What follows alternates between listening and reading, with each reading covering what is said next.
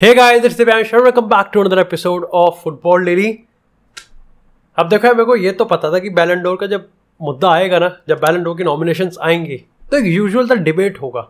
एक डिबेट होगा कि क्या रियलिटी यही है कि हमारे जो दो गोट हैं रोनाल्डो मेसी, उनका एरा खत्म हो चुका है। क्योंकि देखो फैंस यार, दोनों फैन बेस बहुत भावुक है, बहुत सेंटी हैं, बहुत लॉयल है अपने अपने। मैं to be very very honest, I think they are very very sentimental, बहुत जल्दी सेंटी हो जाते हैं और इसलिए कहीं ना कहीं रियलिटी एक्सेप्ट करने में बहुत टाइम लगेगा।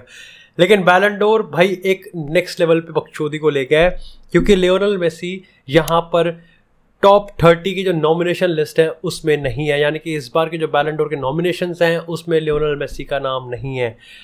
Is it that a big deal? It depends. क्योंकि देखो, अगर इसको आप एक हेल्दी वे में लोगे, यस मेसी की एक स्ट्रीक चलती हुई आ रही थी 14-15 सालों से।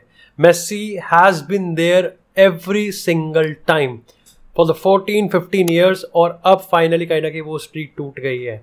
और कहीं ना कहीं ये जो ब्लेम है, ये जो सारा अनएक्सपेक्टेड कह सकते हो आप, अनएक्सपेक्टेड तो नहीं, आई थिंक एक्सपेक्टेड है यार, जिस तरीके से पीएसजी का सीजन है, या फिर डिसअपॉइंटमेंट कह सकते हो, ये पिछला पीएसजी का जो सीजन था उसकी वजह से हुआ है। लियोनेल मेसी का देखो यार, मेरे को पता है शॉकिंग है इसलिए भी लगा क्योंकि इवन दो ठीक है लियोनेल मेसी का जो पर्सनल सीजन था वो उनके स्टैंडर्ड्स के हिसाब से बिल्कुल भी नहीं था, लेकिन फिर भी यहाँ पर उन्होंने ट्रॉफीज जीती थी एंड स्टिल आई थिंक उनको टॉप 30 में नहीं रखा गया। That's a bit shocked.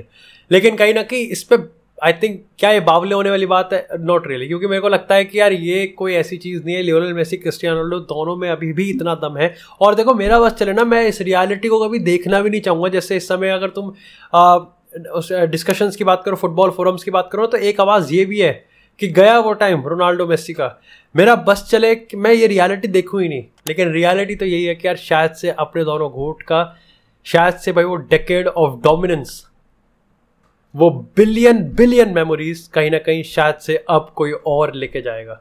मतलब बिलियन मेमोरीज कहीं ना कहीं अब वो मेमोरीज ही बन जाएंगी। और शायद से अब फुटबॉल मेन स्ट्रीम की हम बात करें या फिर बैलन डोर पोडियम की हम बात करें, मतलब हाईलाइट स्पॉटलाइट जो होंगी वो कोई और प्लेयर्स लेके जा सकते हैं। एम्बापे, हालैंड, नूनेज, मतलब ये आपस में डिस्कशन है तो ये हो सकता है। बाकी Lionel Messi like I think यार बंदा फाड़ेगा ना इस सीजन, फाड़ेगा। चले क्या क्या टेंशन है यार, कोई टेंशन नहीं है। और भाई लेकिन जहाँ एक ये थोड़ी सी सैड और थोड़ी सी अनएक्सपेक्टेड और शॉकिंग है, लेकिन एट द सेम टाइम भाई एक अच्छी चीज़ है फॉर मी एज वेल, क्योंकि भाई मैं तो रोनाल्डो का फैन हूँ और रोनाल्डो ने 18 साल लगातार यहाँ पर अपना जो नॉमिनेशन है उसको पक्का किया है।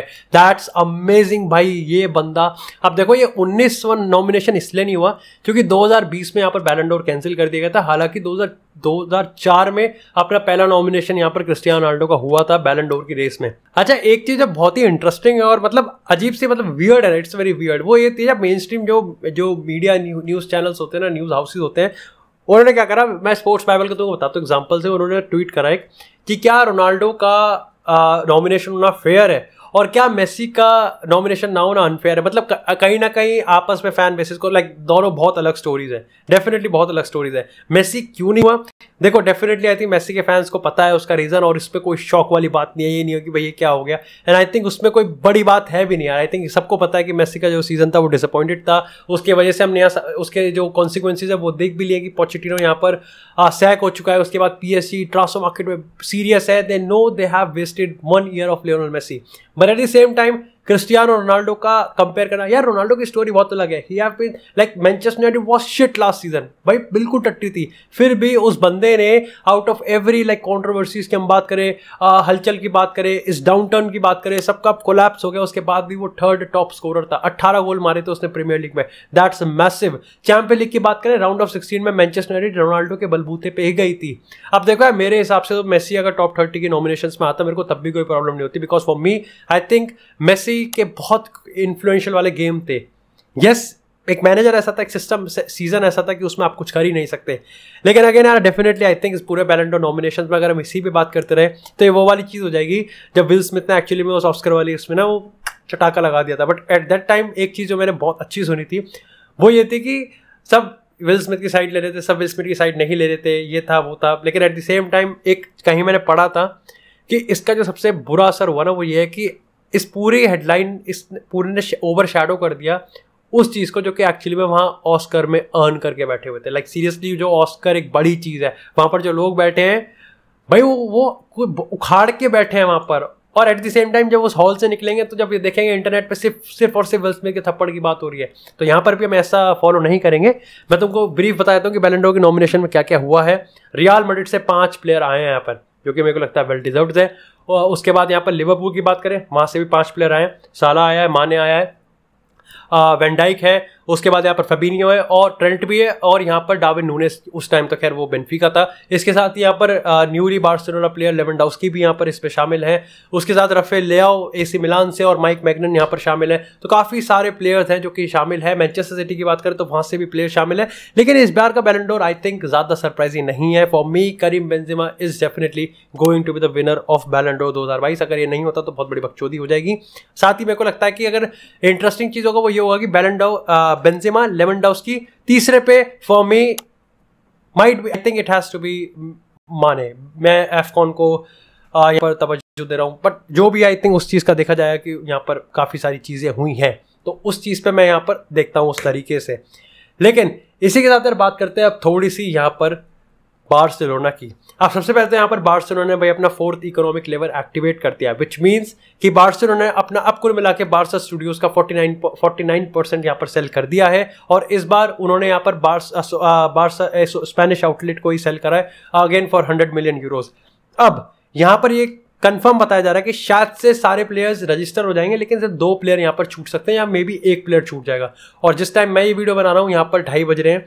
कुछ ही टाइम पहले यहाँ पर रिशाद रहमान का कंफर्मेशन आया था कि Lewandowski has been registered, Christensen और केसी हैज बीन रजिस्टर्ड, कुंडे अभी भी नहीं हुआ है और उस पर थोड़ा सा यहाँ पर हो सकता है। खैर अभी रफीनिया का भी सीन देखना पड़ेगा। तो ये तो कंफर्म है कि लेवेंडोव्स्की यहाँ पर अवेलेबल है मैच सिलेक्शन के लिए। अब यहाँ पर पीके का बहुत बड़ा रोल था, क्योंकि पीके का रोल मैं तुमको बताता हूँ। अभी तक ये मान के चल रही थी, क्योंकि अभी भी सारे प्लेयर्स को रजिस्टर करने के लिए बार्सिलोना को 20 से 30 मिलियन अपने वेज बिल में कम करने पड़ेंगे, लाइक वो स्पेस चाहिए। और ऐसे में पीके लाइक सीरियसली अराउंड 50 मिलियन वो अपनी सैलरी में कहीं ना कहीं यहाँ पर रिड्यूस कर रहा था। अब यहाँ पर रिशाद रहमान ने एक आए, खैर ये जेरार्ड रोमेरो ने अभी तक इस चीज़ को कंफर्म नहीं किया, लेकिन अकॉर्डिंग टू रिपोर्ट्स जेरार्ड पीके के साथ जो रिडक्शन की डील चल रही थी वो प्रॉपर्ली कोलैप्स कर गई है। लाइक सीरियसली इस समय पैरालाइज हो गया है, सब चीज़ फुल स्टॉप पे थम गई है। उसके पीछे क्या रीजन है ये आई थिंक आने वाले टाइम में हमको और ज़्यादा इसके रिगार्डिंग इन्फो मिलेगी। लेकिन इसी के साथ यार let me tell you about footballform.in। यार ये कुछ अलग नई चीज़ लेके आए हैं। एक्चुअली में ये यहाँ पर एक चीज़ एक कम्युनिटी बिल्ड कर रहे हैं, जहाँ पर आप एक्चुअली में मतलब तुम्हारे तो लाइक गुदगुदी हो जाएगी। तुम एक्चुअली में यहाँ पर रोस्ट कर सकते हो अपने राइवल्स को, इसको ये फैंडम का नाम देते हैं। यहाँ पर तुम रोस्ट कर सकते हो, बैंटर कर सकते हो, और इसके तुमको यहाँ पर क्रिएटिव मीम्स के, क्रिएटिव बैंटर के, क्रिएटिव टॉन्ट्स के यहाँ पर तुमको पॉइंट्स मिलेंगे, और फिर तुम उस पॉइंट्स को रिडीम करके एक्चुअली में रिवॉर्ड भी कमा सकते हो। दे टेल कि यहाँ पर जो कम्युनिटी होगी वो एक्चुअली में हेल्दी होगी, क्रिएटिव होगी, एक काफ़ी लाइक कह सकते हो कि like cross below the belt ना जाएंगे, वो क्रॉस द लाइन क्रॉस नहीं करेंगे, वल्गर और टॉक्सिक ज़्यादा नहीं होंगे, बट डेफिनेटली वो यहाँ पर डिफाइन करना चाहते हैं इंडियन फुटबॉल में एक हेल्दी बैंटर कम्युनिटी को। सो डू मेक श्योर, वैसे अभी ये बीटा वर्जन में, लेकिन तुम एक बार जाके मेरे दिए गए लिंक पे जाके चेक कर सकते हो और अपने आप को रजिस्टर कर सकते हो, और एक्चुअली में कर सकते हो भाई। तुम देखो, तुम बकचोद तो हो तो तुम डेफिनेटली तुम करोगे, और तुमको पूरा एक प्लेटफॉर्म दिया गया है, तो डू मेक श्योर एक बार तो एटलीस्ट इसको एक्सपीरियंस तुम कर ही सकते हो। लेकिन इसी के साथ यार बात करते हैं थोड़ी सी मैनचेस्टर यूनाइटेड की।